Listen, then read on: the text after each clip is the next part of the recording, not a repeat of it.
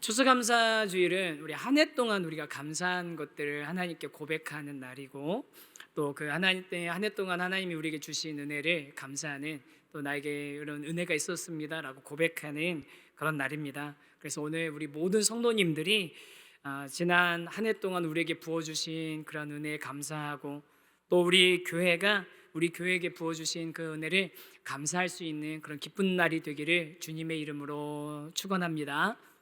아멘이시죠? 네, 정말로 우리 그런 날이 되면 좋겠습니다.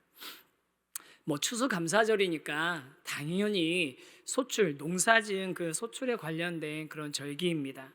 하지만 우리 성도님들 중에 농사를 생업으로 하시는 분들은 그렇게 많지 않은 게 거의 없으신 걸로 제가 알고 있거든요. 혹시 농사를 지으시더라도 이렇게 소일거리나 아니면 취미생활 같은 여가 활동으로 이렇게 하시는 거지, 그걸로 지금 이제 본인의 본격적인 생업을 하고 계시는 분들은 거의 없으신 것 같아요. 그래서 대부분 현대의 도시에 사시는 분들에게는 이 추수감사절이 내가 농사를 지어서 그 곡식의 추수에 대한 그 감사를 드리는 날이라기보다는 우리 삶에 대한 열매를 하나님께 올려드리고, 또 우리 삶이 하나님 앞에서 어떠한 의미를 가지고 있는지를 생각하는 그런 날이었으면 좋겠다 싶거든요. 그래서 오늘 그런 의미에서 우리에게, 이 도시 속에 살아가고 있는 저와 여러분에게 이 추수감사절에 어떤 의미가 있는지, 추수라는 게 어떤 의미가 있는지 같이 한두 가지만 좀 생각해 봤으면 좋겠습니다. 오늘 읽은 신명기 말씀은요, 이스라엘 백성들이 지켜야 될 여러 가지 법칙들이 계속 이렇게 나오고 있는 그런 중에 오늘 추수에 관한 이야기가 나오고 있습니다. 23장, 24장에 보면 여러 가지 생활에 관한 여러 가지 그 규례들, 율법들이 막 이렇게 나와요. 그런 이야기들이 쭉 나오고 있는데 그 중에 추수에 관한 이야기가 나오는 거거든요. 그래서 어떤 신학자들은 여러 가지 부수적인 이야기들이 나오다 보니까 여기 나오는 율법들은 중요한 율법이 아니라 좀 약간 그 부록 같은 거다, 생활에 관련된 거다, 그래서 좀 그렇게 별로 중요하지 않게 여기고 그냥 넘어가는 그런 경우들이 있었습니다. 그런데 오늘 우리가 이 추수감사주일에 오늘 추수에 관한 율법을 하나님이 주신 것의 의미를 조금만 더 생각해 봤으면 좋겠는데요. 쉽게 생각하면 씨 뿌리고 그거 나중에 열매 거두는 거 당연한 거 아니야 싶지만, 그런데 이 말씀을 듣고 있었던 이스라엘 백성들의 입장에서 보면 추수를 한다라는 것은 아주 특별한 의미였을 겁니다. 왜 그런지 한번 생각해 보시면요, 여러분, 제가 한번 질문 한번 드려볼게요. 모세가 이 말씀을 이스라엘 백성들에게 이제 하나님의 말씀을 전달했는데, 이 말씀을 최초로 들을 때 이스라엘 백성들은 어디에 있었을까요? 1번 애굽 땅, 2번 광야, 3번 가나안 땅. 어디였을 것 같습니까? 이 말씀은 손가락으로 뭐라고 하는지 예. 그래도 2부가 훨씬 낫네요. 1부 때는 영 못 맞히시던데. 2번 광야예요. 광야입니다. 광야 생활 지금 몇 년쯤 하고 있는 중일까요? 광야 생활 시작 지점일까요? 끝부분일까요? 요거는 또 어려워하시네. 신명기 끝부분입니다. 40년 광야 생활이 거의 끝날 때쯤이에요.